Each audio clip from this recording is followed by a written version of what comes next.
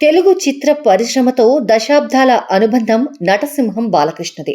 ప్రస్తుతం తెలుగులో ఉన్న కథానాయకులు అందరిలోనూ ముందుగా చిత్ర పరిశ్రమకు పరిచయమైంది బాలకృష్ణే. బాల నటుడిగా బాలకృష్ణ తొలి చిత్రం తాతమ్మ కళ.